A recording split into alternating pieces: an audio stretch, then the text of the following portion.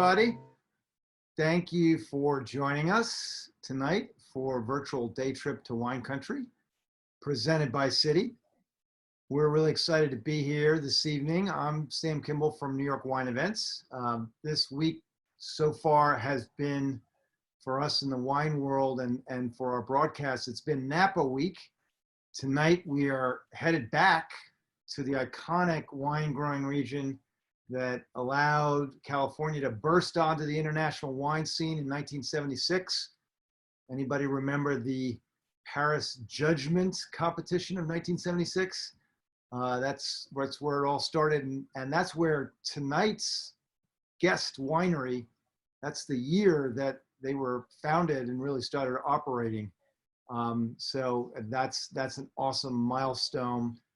We are heading to the Silverado Trail, the famous Silverado Trail tonight in beautiful St.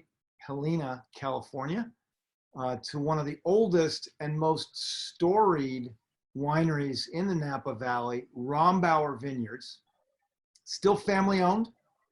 40 years after launching the business, Rombauer owns and operates what can only be described as an American success story.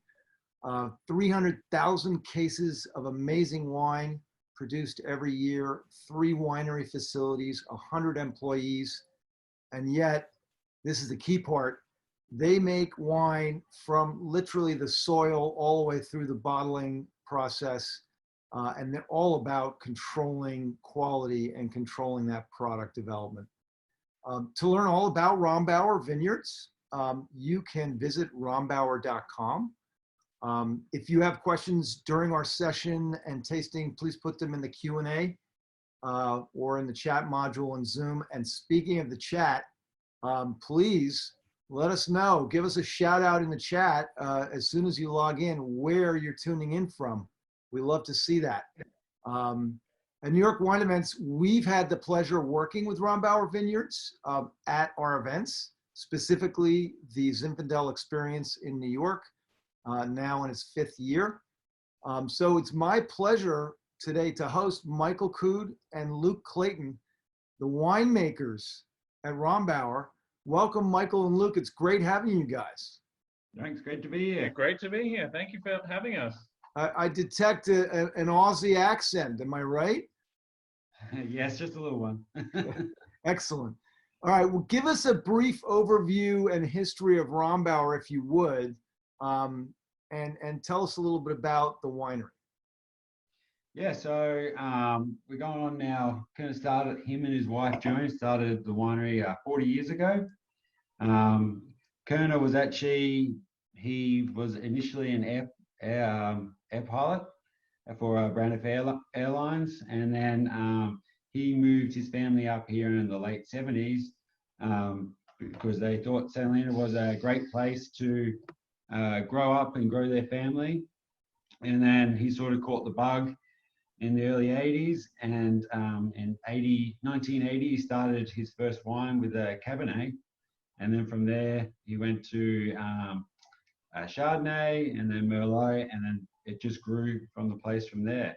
But Koerner and Joan, they always had this belief that food and wine should go together, and so you see, tasting all our wines, they pair well with food. And then also, Koerner's great aunt, Irma Rombauer, actually wrote the cookbook, The Joy of Cooking. And so on all our corks, we have an homage to that, The Joy of Wine. And so if you love wine like we do and love food also, you can always check out recipes on the Rombauer web page to match them up. That's super interesting. Now, like a lot of other California wineries and Napa producers, it sounds like the winery really started off with the Bordeaux style wines, and then sort of branched out. And you know, tonight, we're going to be tasting 4 different Zinfandels. What was that process like, and what does Zinfandel specifically mean to Rombauer? Yeah, so actually how we got started in Zinfandel especially in the foothills, Koerner met a friend called Scott Harvey up there, and he actually introduced Koerner to some great vineyard sites up in the Sierra foothills. And then his relationship actually introduced Koerner to growers, and that's basically how it started up there in the late 90s. And it's just the perfect climate, perfect temperature for Zinfandel up there. But it's also paying homage to the patriots that started Zinfandel for California, right? Yeah. You know, they came in the 1870s, and Koerner was very much a patriotic person, and he has a lot of respect for the U.S. flag, and he thought the most Californian thing was Zinfandel. Yeah, heritage. Well, and a lot of people don't know, but Zinfandel is unofficially America's grape.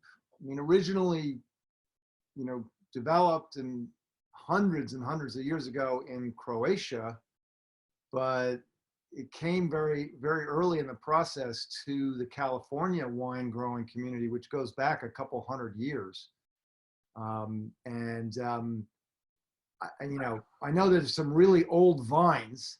Like, for example, what's the oldest vine that you guys grow Zinfandel on and make a wine from? Some of it would be our Fiddle town, and some of that's from 80 to about 120, I believe, years old. Wow. And then also some of the stuff that goes into our regular and reserves is about close to 100 as well. So we also get fruit from the Diva family, and the Diva family have actually a clone named after them, because they have one of the clones is called a Diva clone, and it's part of the archives, and they've tracked it back down to the 1870s roughly. Don't quote me on numbers, but it's one of the oldest vineyards and the oldest vine materials. So yeah. And what were California grape? Get the really old stuff. What were the California grape growers doing, in 1900 or 1920? What were they using those Zinfandel grapes for? Because obviously it wasn't until, and I mentioned this for a reason, 1976, that California burst onto the international scene as a top flight wine producer. The wine has been made there for over 200 years. What was going on with all that Zinfandel, 80 years ago, 90 years ago? Well, there's some thirsty miners up there. Yeah. Well, it's gold rush country, so all the miners were up there, and then I would assume they would make wine for them to party with and cause trouble. But then also maybe food, because Zinfandel is notorious for massive clusters. So they know that in bad years they'll be able to get a crop, and then in good years they'll have plentiful. So more wine and more food. But also Zinfandel is one of the few varieties, if not, of a handful, that is the most versatile grape. So normally Chardonnay makes, can make sparkling, white wine, dessert wine, can do the whole plethora. But Zinfandel is one of the few that they used for raisins back in the day. They didn't typically use Chardonnay. So Zinfandel does everything as well. Right. You can get sparkling, obviously, if you go to Italy, you can get some sparkling from out there. You can get some dessert wines and obviously raisins and obviously red wine. So it was quite a versatile grape. So I can see why they brought it out back in the day. You could do anything with it. So it had multiple uses, not just wine. Right. Is the short answer. What was the 1990 sourcing in the Sierra foothills all about for you guys? I mean, the winery was founded in the late 70s. What was it that happened in 1990 with the Sierra foothills sourcing? So yeah, I think Koerner wanted to make a zin, and it was the best place for the best zin, and it was some of the oldest vines. Yeah. It was just, as you've touched on, it's got some great heritage. They did really well. They got world acclaimed back in the 1970s. And even to this day, all of it's still dry, a good chunk of it's dry grown. Yeah. The climate's just ideal for that kind of grape variety. And it's kind of like California's little secret up there. There's really old vine material that not many people have. Yeah, and actually the first fruit we got actually was from the vineyard behind us here. that we now purchased, I think in early 2010. But some of the first Rombauer Zinfandel was from those blocks behind us. Is that Twin Rivers behind you Twin there? Rivers, yes. Yeah. Okay. You know, it's funny because the fact of the matter is that when you go to the Zinfandel experience in San Francisco, where obviously that grand tasting is lots of people from California, primarily guests and attendees from California. There's 2,000 people and there's 100+ wineries showing wines, and Zinfandel is like a rock star in California. And here on the East Coast, there's a select few people who know about the fact that there's this magical wine, red wine from California, California Red Zin, and it's absolutely spectacular, but not as famous or as sought after by people outside of California as Cabernet Sauvignon. So it's something that I've always been a fan of Zinfandel. It was one of the things that got me into the wine world in the first place. We love the Zinfandel Advocates and Producers Group, and we especially love the long-standing members and supporters of the mission that they're all about promoting Zinfandel and honoring America's heritage grape. So I have to ask you guys, you're the winemakers, what makes a great Zinfandel in your opinion? For me, it's if you have that nice rich fruit and then just balance on the palate. And that's one for me. For me, I find great Zin is got everything you kind of want. So you want nice big fruit up front. You've got some great spice and some nice herbal kind of characteristics, like maybe a little bit of cold tea. And then it dives right into a really well balanced kind of, if you do it right, with a nice bit of oak, a nice bit of spice from the oak. And you get some really nice chocolatey, vanilla kind of characteristics. And it's very smooth, long finish. And you get a whole assortment of flavors in there. I think it's a really nice kind of wine to put together. Yeah, and it goes so well with food. I just had the Rombauer Zinfandel where we made dinner here where I am in one of these gas-fired pizza ovens out on the patio, 900 degrees. And man, it goes great with that kind of food. We have a couple of questions that have come up. One of the questions is when you say, I think this was Luke, when you say Sierra foothills, where exactly are you referring to? Yeah, so it's in Amador and El Dorado County. So it's about, from Sacramento, it's about 50 minutes northeast, up there. Towards Tahoe. Yeah, towards Tahoe. Okay. But it's a beautiful area. You get out there, it's peaceful and quiet, and everyone's so lovely out there. But it's Amador, El Dorado County. Amador. Yeah, a great time to come is when the California poppies are out. They grow wild up there, and you just see these little, like you see this beautiful green vineyard in the background. You see some of these hillsides covered in beautiful transparent, fluorescent orange. Is stunning. I was going to say transparent orange. No, Amador Zinfandel is legendary. So here's an Aussie question for you guys. Why is the Yarra area near Melbourne so special for producing wine?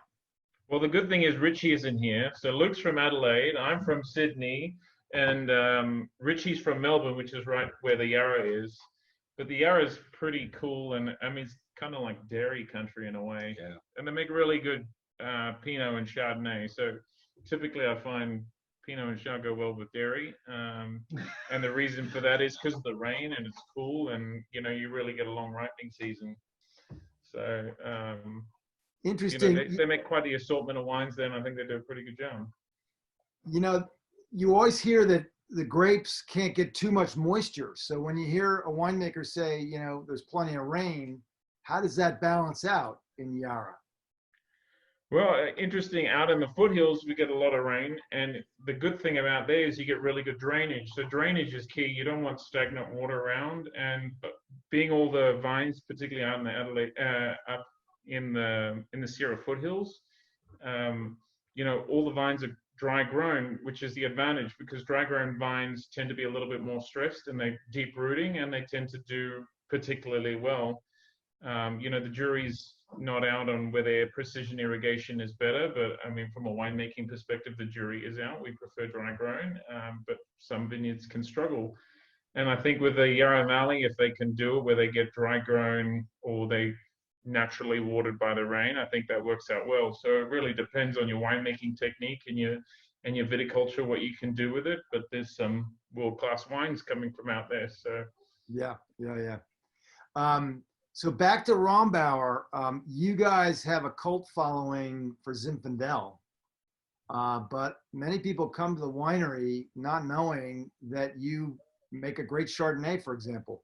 Can you give a little sneak peek rundown of the non-Zinfandels that are some of the stars in the Rombauer portfolio? Yeah, so we've got the Chardonnays you just mentioned. That's another one we've been known for. Then we have our Cabernets, our Napa Valley Cabernets, with also some select vineyards and Santa Elena and Atlas Peak. And then also our Napa Valley Merlot. And then Sauvignon Blanc. yeah, Sauvignon Blanc, yes. How did you forget your Oh, favorite? I know. The new favorite, Sauvignon Blanc. Yeah, it's a ripper. You should try it. I'm only teasing because it's 100 degrees outside, and typically the first thing he reaches for is a Savvy. Yeah, exactly. Is that how it's referred to down in Australia, Savvy? Well, we used to call it the Savalanche because New Zealand dominated it for a while. So yeah. The Kiwis love their Sauvignon Blanc. They do. All right, great. Let's do a quick tour. Take a look at some of the sites. It's so beautiful there. What do we have behind me here right now? So that's a picture of the gardens in St. Helena. And then just behind you there, there's looks like a barrel, but that's actually the cave door. And in there you go into the caves, which can hold about 2,500 barrels. It's really good for storing the wine in there. It stays naturally 65 degrees all year round, about 70 to 80% humidity. And it's just a great constant temperature for aging our Cabernet Merlot. If you want to learn more about that, on our website, Luke did a virtual tasting and a run through in there. It was pretty entertaining and I would highly recommend it, but it's a pretty good in-depth conversation about those elaborate tunnels underneath there. You know, that's one of the things I'm dying when we're off of quarantine to come out and visit in general, but I'm specifically want to check out the caves because you guys have a really intense cave setup there, which you just described is holding a lot of wine. All right, so let's take a look at some other sites. I'm assuming, is this down in the cave where we have here?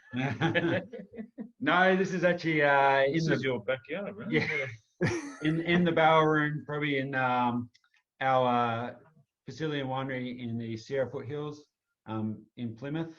Okay. Where we purchased a winery up there because we've been up there for over 20 years, and last year the right time came to purchase facility up there so we can be right next to our Zinfandel fruit up there. And awesome. Comes with a beautiful tasting room, which I think you have photos of as well. Yeah, we do. And this was Twin Rivers we looked at a moment ago. Yep. Yeah. So when we refer to Twin Rivers, this is it's not going to let me do it. There you go. Never mind. You'll have bottle shots of that later, I'm sure. Yeah, we do have bottle shots. And then now we're in the tasting room at one of the locations. Yeah. No, that's the Sierra Foothills. Yep. Got it. And then this is another location, yeah? Yeah, this is the one in St. Helena, the original place where it all started for Koerner. Awesome. Excellent. Should we get started with tasting? Yeah. People have waited long enough. This is the best bit. Yeah, exactly. Well, so here on my right is, I believe this is the 2018 Rombauer Zinfandel. Yes. Let's do some tasting notes and we'll pick a food that this goes with. Tell us, straight up at the outset, what is the retail price for this on the Rombauer website? Jesse, is it 35? He's 35. I think it's 35. 35. Okay, great. And tell us about this wine. How is it different than the other Zins? Tasting notes and pairing suggestion. Yeah, so this one's the classic Rombauer Zinfandel. So it has a few AVAs from Napa Valley, Lake County, and the Sierra Foothills. Lodi as well. Yeah, a little bit of Lodi. And so it basically has the most complexity from each different site and aviation. Oh, to say it again. But yeah. Somebody's keen to get on some planes. But this one's like 93% Zinfandel, and then we add a little bit of Tizera to help add another layer. Bulks it up a bit. Yeah. Gives it a bit of blue fruit. Yeah, it looks like that color is really deep, dark. Yeah. Well, you first smell, you get that fruit right on the nose with the spice and Christmas, but then you have a little bit of have a taste, and it's just liquid gold. I love it. Awesome. And what's your favorite food to pair this with? I already shared mine. Probably some ribs. He's gonna say lamb. You know he's gonna say lamb. No, I'm gonna save that one for the twin ribs. Because it's a bit more elegant and a bit more refined. So But, ribs, baby back ribs. I think some nice ribs would be good. Awesome. All right. On to the Napa Valley Zinfandel 2017. And we're gonna grab a question on the fly here. What's the trickiest thing about producing Zinfandel wine? I love it. It's a really finicky grape variety in that the bunches don't ripen evenly. So you typically get uneven grapes, overripe grapes, and ideally ripe grapes. So it's a very tricky grape variety to get exactly what you want. And that's why I find it a great variety to work with, because it is tricky. And through that assortment of grapes, ripenesses in the bunch, you typically get a really complex and layered wine. And that's ideally why I like working this in. Excellent. All right, so we're on to the 2017 Napa Valley Zinfandel. Geez, I wouldn't want to go drinking with you. We're racing through these. Yeah, so the Napa Valley Zinfandel. So this one's $42. So this one comes from our vineyard in just north of Calistoga. We have about 65 acres there and approximately 15 planted to Zinfandel. And about 5 of it's actually that Diva clone up there, and then some other clones. But these vines are about, what did I say? Some other clones. Sorry. And then, so these are about 15 to 20-year-old now vines. This one's a bit more richer, a bit more fuller, and it's this one, I know KR Rombauer, son, he loves to have this one with a cigar. Just because it's a bit richer, a little bit more fruitier than others, it pairs well with it. Yeah, for me, if you ideally got the Napa versus this one, you'll see the Napa is a lot more kind of blackberry and licorice, whereas this to me is a little bit more along the lines of there's probably the spices becoming a little bit more dominant there, but you get more prune kind of characteristics and plums, and I really like this style of wine.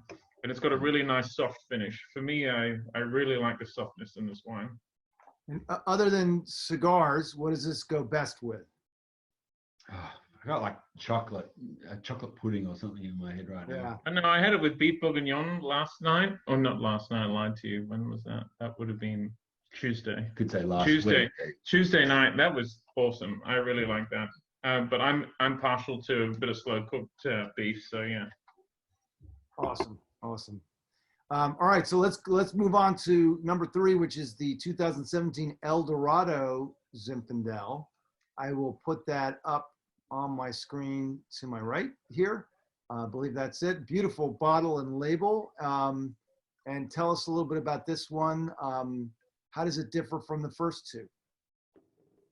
So this one's actually all from the vineyard behind us. And it's basically, we keep everything separate as much as we can in the winery. And then we go through and we'll taste all the lots, and we have about over 60 to 70 different lots of Zinfandel, and we'll pick the best lots from that vineyard for that year, and then we'll go into the cellar and pick the individual barrels. So this is a selection of the best barrels and best lots for 2017 from the Twin Rivers ranch behind us.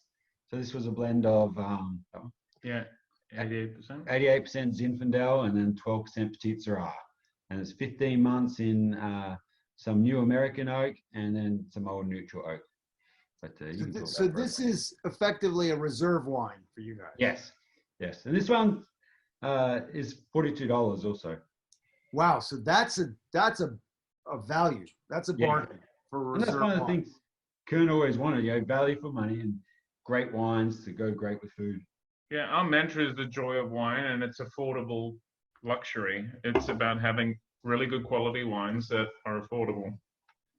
Oh, that's good. But this one's a lot more darker, richer on the palate, a lot more silkier tannins. I really like this one. I can't wait to. I have a bottle with me, and I haven't opened this one yet. How long? You mentioned new oak and aging in oak. How long do you normally age these Zinfandels for? Yeah, approximately about 15 months. 15 I months. think it's about 10% new. So the fermentation process happens in tanks, yeah? Yes. And then how long? So from crushing the grapes to what's the tank time? And then when is the wine transferred to barrels? How long? Yeah, so when they're first when they're first picked and crushed, they spend about 2 weeks. They go through 3 days of cold soak, which is basically like cold grapes, so you help extract the color. And then when we start the fermentation, which usually takes about 10 to 14 days. And then from there, we'll drain the fruit off and then press it. Drain the wine off and press it, and then go to tank for about a week to help settle all the heavy solids down, and then we'll rack it to barrel, where it would go through secondary fermentation, and then it'll spend that time in barrels for about 15 months. And is there, in the secondary fermentation, does that have any yeast component to it? No, that's basically change it of an acid. So change it from malic acid to lactic acid. Got it. So malic acid to lactic acid, or secondary fermentation. Sometimes when you talk sparkling, it gets a little confusing. So the French do it particularly well. They call it primary alcoholic fermentation, and then they call it secondary alcoholic fermentation for sparkling, if there's a second one that produced method champenois. But then in regular table wine, we go on what we call malolactic fermentation, which is a bacterial fermentation, where we convert malic acid, which is what you would assimilate with green apple, to lactic acid, which is a softer, rounder acid. So typically all red wines, the vast majority, go through malolactic fermentation. It's just to soften those wines. Otherwise, that malic acid is a really hard acid and accentuates the tannin. So it's really important in red wine making to make sure it goes through that malolactic fermentation. Yep, that taps that back a bit. Before we do number 4, the finale wine, Michael, not Michael, the winemaker, Michael, who's watching, has a question. The reputation of white Zinfandel as a jug wine in the U.S. Negatively impacted the beauty and quality of the red variety. Why do wineries not do more to educate the public about the difference between the two? I'll let you guys answer that, but Michael, my quick answer is that's why we're doing this broadcast right now. Yeah, I think it's a great shame. I think Napa Valley, or Zinfandel in general, is California's pride and joy as far as the world's concerned. And I'm really glad that there is a society like ZAP that does get behind it and really does drive it. I mean, coming from Australia, we don't really do anything unique compared to the world. You know, the Rhone owned Syrah or Shiraz for the longest time, and we came in. New Zealand kind of created their own niche because they created Sauvignon Blanc and a non-oak Sauvignon Blanc and really did something different. And I think California's got the same thing here. You know, Zinfandel is really unique, and I think they're hopefully we're starting to pick up a bit more momentum and bring people back to the love of true Zin. I think unfortunately there is a stereotype that white Zin or Zin is typically makes jug wine. But I think with time, as the generations move on, I think that we'll see hopefully a resurrection of this variety and its claim to fame. Absolutely. I mean, when I remember about 15 years ago, before I really got into the wine world and the wine business, and somebody that I did business with gave me a bottle of California Red Zin, and wasn't in this bottle like we're looking at here of the El Dorado. The sleek sort of French style bottle was a little bit squat and looked like a California wine, like maybe it was a jug wine, right? And I took it home and I opened it up. My wife had made a great like spaghetti with meatballs, and I tasted the wine. And I like let out a yell. My wife was like, "What's the matter?" I said, "This wine it might be the best wine I've ever tasted." And it was a great California Red Zin. And for me, that was the moment. I said, wow, there's a world of, these Zins that I don't even know about. And that kind of got me, sort of really enthusiastic about pursuing that knowledge and promoting a wine like that. We have one more question before we do the last wine. Have online wine orders increased from Rombauer.com during the pandemic? Yeah, it has. So people could, people didn't want to leave their homes, and so they could order online and they could get it shipped to their door. So it made it very convenient for them. Yep.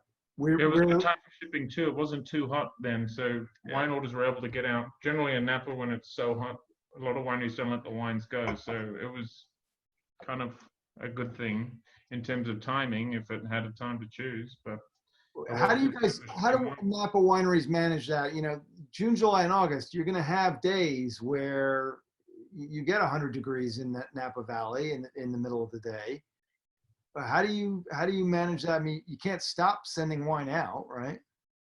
They do have some holds, but they're getting better at getting refrigerated trucks, special, basically refrigerated trucks, and just every 2-day priority to get it there safely. But it's over a certain temperature, they just hold the wine until it's ready, until they're available. Awesome. All right, let's jump into the 2017 Fiddle Zinfandel. I am going to put it up on my screen. It's to my right here. Another beautiful bottle and label. How does this one distinguish from the other three? So this one's a 100% Zinfandel. It's from a really old grower, so Gina Rinaldi. The wine tends to be a little bit more elegant and refined. I think it's a really great example of Zinfandel. Fiddletown tends to be a little bit cooler than El Dorado, and when I say that, I refer to our sites, just from going by our weather stations. And it tends to get a little bit less rain. Gino tends to do everything dry grown.